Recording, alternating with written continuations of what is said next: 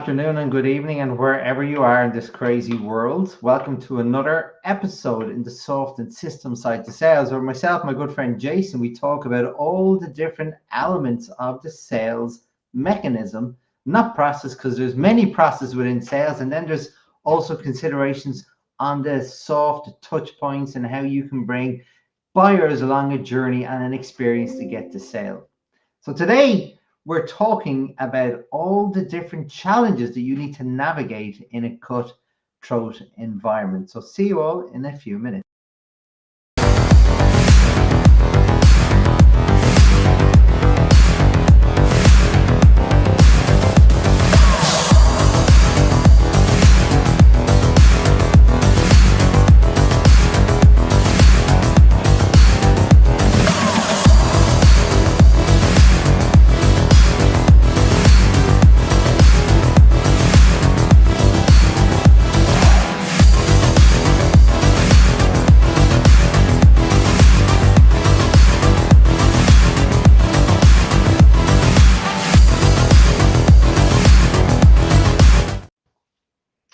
So, Jason, good afternoon and good evening to you as well. How are you doing? I'm good today. Yeah, tired but good. Full of energy, full of beans. Just been workshopping and coaching and all that fun stuff.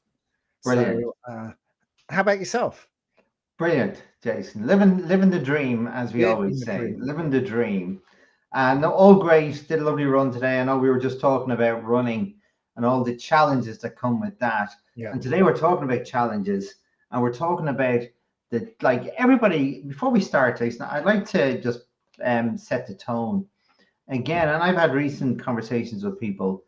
People think sales is easy, right? It's anything but. I believe it's the hardest part of business, right? Yep. And because there's so much pressure on it, the business depends on new sales, repeat business, new business. There's so much relying on it, and so the influence of a sales team goes far beyond the sales element of the business, right? And especially in this world, the world is changing. The world has become very, very tight, and we're always hearing this, Jason, rising costs, right? Profit margins are squeezed, cost of business is getting higher. It So is. Yeah. everything is getting squeezed, right? And customers want more. And so we're going to talk about today about all the different elements of cutthroat marketplace.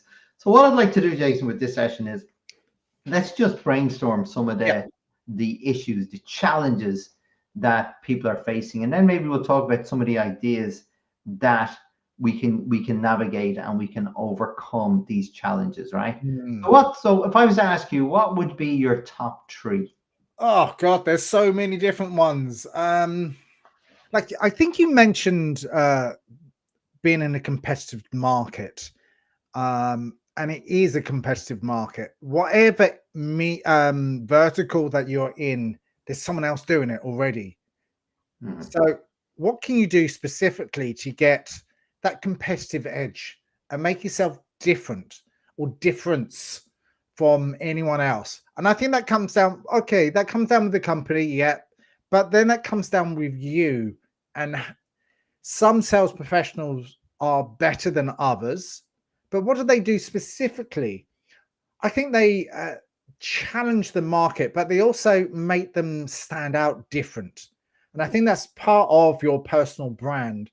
But also, what do the top successful sellers do specifically that overcome challenges, overcome obstacles, overcome pricing, overcome all of these other value operations, but they do something slightly different to everyone else? So, number one, I think, is attitude. Really understanding people's attitude to working hard, working smart, working against the difference on how other people will work. So if they see a lot of people doing that or they're executing it that, well, let me do that way instead. Let me see what works successfully for me so I can actually challenge the status quo and be more incredible than other people. So could be strategies for highlighting your value proposition. and how you pitch that and pitch value with you and your clients. What does that mean to them specifically? I think value and your value proposition is absolutely key. Like within tough times and all tough times, there are people that just outshine anyone else and everyone else. Mm. So I'm always curious about myself. What can I do? Like we've both been through the 90s recession, which was to do with a crash. And I think that was more property orientated. The 2000 dot-com bubble burst, and then there was a financial crash. But even through all of these, people excel. And then other people fall on their faces. But there's people that just excel through all of them. So what are they doing specifically to hold strength and certainty in what they do? So lots of cracking the codes there. But really, I think that it's not a secret. And anyone that says there's a secret to sales, I think there's not. So all those books that are written about secrets, there's just a way of doing it, which is more successful than others. Yeah, yeah. And there's a few things you touched on there, Jason, which are I think they're worth digging deeper into, Yeah. right? So when you talked about price, right? Price wars. There's price wars, Jason, right? Yeah. Customers not only want more, they want it for less, right? And as I said, not just on the price, on the cost of business. If you're dealing with supply chains, like we all know there's the cost of oil and gas at the moment, Yeah. right? And then to the cost of oil and gas to service industry. So there's an extra cost accumulates and compounds every part of the supply chain and multiple parts of it. And then people want it cheaper, right? Yeah. So you're the middle person or middle business getting squeezed all the time. I believe this has always been a challenge now. And I've done some interviews for my white paper, Jason. I've been asking leaders about like what their top 5 challenges are. And I'd mentioned about the rising cost of business. Some say it's a big challenge. Others say, well, look, this is always a challenge. So guess what? Suck it up, move forward with it. But as a salesperson, it doesn't help, right? Yeah. You really have to think differently when you're selling. You cannot sell on price because there's price wars, right? So that's number one. One of the other things is all about really targeting your audiences because there's going to be stiff competition. If people are price sensitive, that you will possibly really struggle in defining your niche in that marketplace if you don't want to play a price game, right? So always a competition, you have to keep an understanding on what everyone else is doing. So I do believe competition is a really strife one at the moment. And you look at the marketplaces, Jason, there's flooded services everywhere, right? And when people say this to me, well, why should I operate in this marketplace? And I said, well, there's always good room for good people in business in any marketplace, right? Even when times are tough. So there's some of the few things that I see, Jason. But what's your thoughts on the sort of intensity of competition and the price element of things? I think there's always that. Like I said it in my initial thing, is about there always is price. There's always has that objection behind it, but it's how you deal with that. Yeah. But it's also the value. You can offset price with value and add in something else, which maybe doesn't cost that much, but maybe you can add that in as an extra value add that no one else is doing. And include that within and say, well, this is something that we could do and add a little bit more value to what you get in within the whole structure of your pitch that you're going to give to the client, assuming that they're going to buy from it. But you have to give that scarcity option there as well, just to make sure that it's done by a certain date, that it can be delivered by a certain date. So that is another value. And it's also your USP. What's unique to what you do? How do you make yourself an expert in the field that you do, that you can educate others, your clients, and impact them We've suggested giving stuff away for free before, which is probably doesn't cost us much, but it might educate your client even more so they can make a more of an informed decision that maybe no one else is doing. Because Mm, maybe other people, or all they're doing is asking great questions. Brilliant, excellent, fantastic. But are they educating?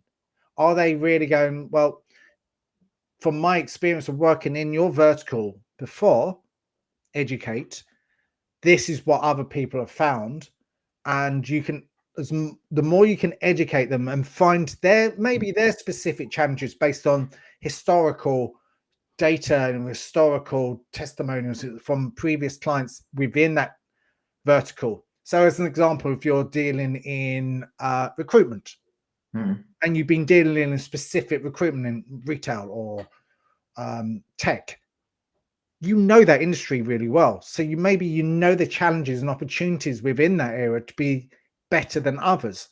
But then it's all about the service that you deliver. The amount of times that I've seen in maybe recruitment that they overpromise and underdeliver, and then they get a bad name within the marketplace. And then people are going to go, well, it's normally 20% or 15% or whatever it might be that the margins that they get. People are willing to pay for the service that they get if they get the best service out there in the industry. And that goes for both client and candidate or whatever it might be. It's reciprocal because that creates that long-term ripple mm. effect going forward. Practice what you preach, do what you say, and deliver with excellence. I know we've spoken about delivering, but maybe deliver a little bit more because your name can be really great within the marketplace, or because of the specific areas that you could be in, it could be broken very quickly in a heartbeat. Mm. Yeah. So let's just itemize these things, Jason. There's a few things you mentioned there, right? You're talking about the building your brand, right? Mm. So you want to build the brand that everybody wants to deal with, Yep. right? So if we talk about how you overcome these challenges, right? It's about developing your brand image and presence Yep. and what it stands for, right? So again, you have a choice. Do you want to be the McDonald's or the Ryanair of your industry, or do you want to be the Rolls Royce, Yep. right? So you have to choose where you want to fit before you build a strategy. So let's just focus to what we were just talking about there. You want to be the thought leaders, right? Yep. And whatever it is you do, right? So what are the things you need to do from like a brand identity perspective, your maintenance, and then the authority elements, right? So you really need to dig deep into those three areas to understand what your brand is today, do an analysis on that for good, bad, or indifferent. And then what are the things you can do to maintain, build a new image, maintain it, but then develop that level of authority where people Mm. are going to come to you. You're the go-to brand, and whatever it is you're going to solve, and then how can you do it so well that you're going to create ambassadors in your marketplace? And that could be your customers or the people who just love what you do and they don't need your services now, but they'll refer you because they see what you stand for, your Mm. values, your principles, everything about that. So I believe that's really, really important, Jason, right? Obviously, then understanding your competitive landscape. It's like people ask, we should always do competitor analysis. It's a really good question. And there's no right answer to this. Depends on your marketplace. Sometimes you don't need to do a competitive analysis, right? But Mm. if it's in a competitive cutthroat market, you need to, right? If that's where you exist, you need to, because you still need to understand how do you stand out? How can you be different? What are the pain points other people are having with different brands in the marketplace, and how can you ensure you're not that brand, Yeah. right? So how do you stand out?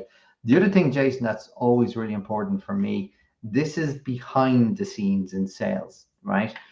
Like people always say, well, like we have to develop more profits, and then the sales team, we can't. Well, guess what? You can, Jason, right? You mentioned one strategy there.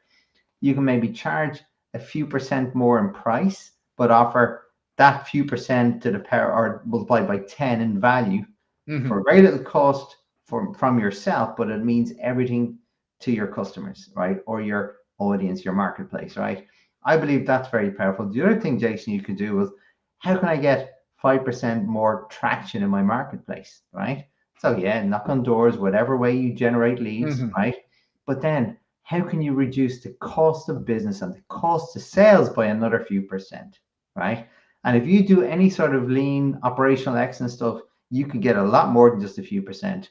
I'd always target 10 to 15% in year one, Mm. easy, more, right? If you do all these different things, Jason, in unison, it's compounding because it's say 3% on 3% on 3% on 3%, right? If you do that 5 times, that compounds to about 15%, Mhm. Jason, right? So straight away, just making little tweaks in different areas of the business and your services, you can compound to a substantial improvement in serviceability to your clients, right? Yeah. Another area I like to talk about is, and you said this earlier on as well, about handling objections, right? How do you effectively handle objections? Because that can always open more doors that you thought were closed. And I know we've talked about this before. You've opened doors that were closed. I've done it too. So there is a possibility, but you have to try it. You don't leave it to chance. So guess what? You build your sales process, you build the handling objections. You have the happy path. And then when you don't have the happy path, the not so happy path, you have that handling objections Mm. to get it back to the happy path. So there's a number of things you can do there. Yeah, people will object to a lot of things, and sometimes objections is a good thing because they're curious about your business. Mm. They're curious about certain elements of what you maybe haven't said so far. So once you answer them and maybe create a story or narrative behind that specific area, once you finish with the objections, ask them, is there anything else that we haven't covered yet? Or can we move forward? Because I want to make sure that we touch base. Like, if this is not right for your business, and do the negative thing, if it's not right for your business, that's fine.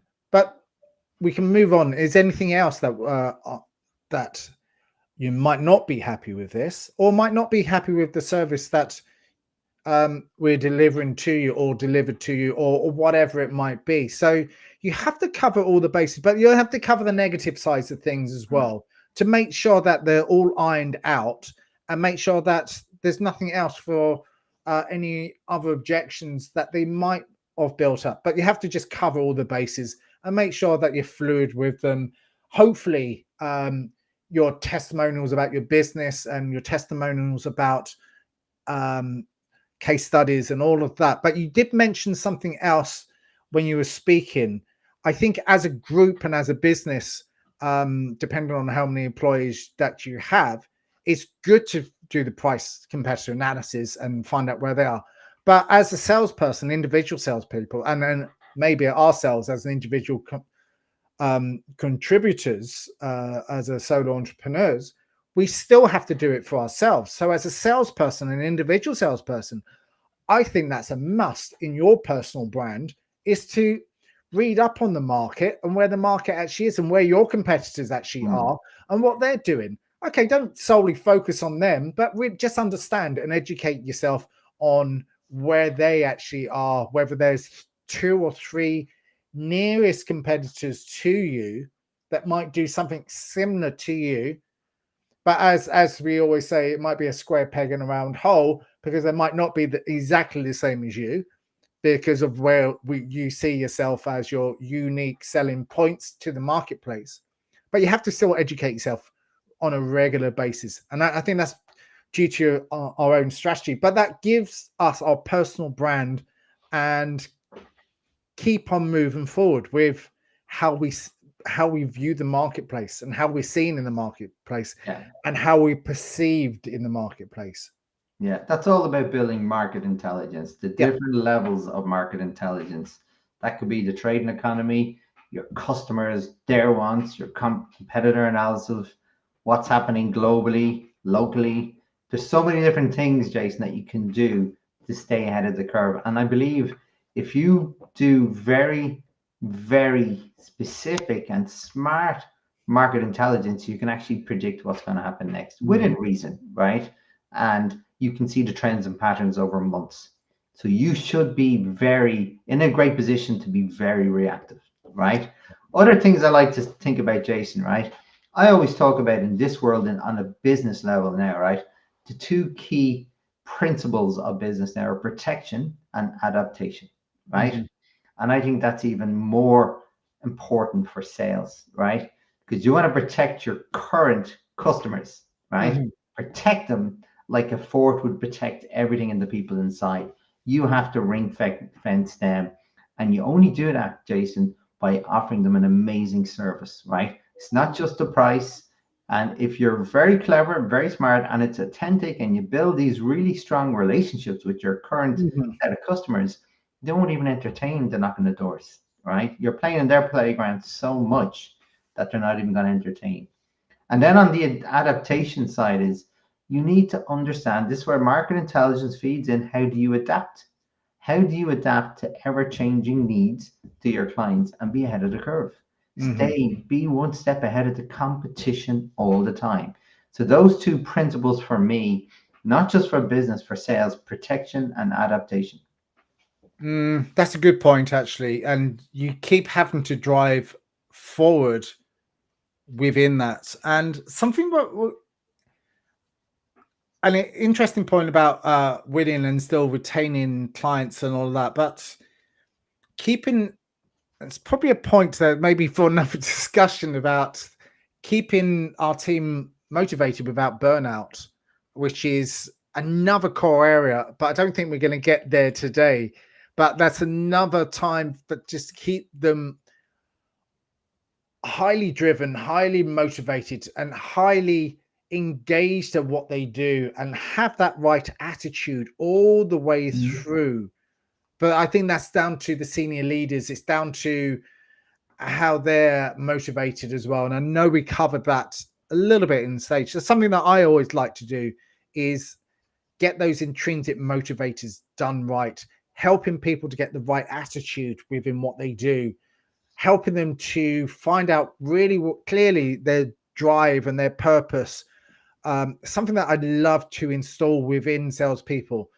But at the end of it, if someone doesn't have that, either it's not the right match for them in that career. So I'm afraid sometimes there might be a fall off, Mhm. which is unfortunate. But if they're not right fit and they're not having the right attitude, they don't have the right mindset, and they don't have the curiosity to actually go out there and learn everything, and they expect everything to come through to them. And do know a few people that have been like that. They're order takers as opposed to being proactively wanting to go out there, proactively wanting to learn, proactively feeding back from failure and going, well, I'm just going to have to drive ourselves forward. And Yeah. what do I need to do? So I know it branched out in a slightly different direction, but it's fundamentals behind that. It's everything's driven by our attitude to what we want to succeed and how we do that.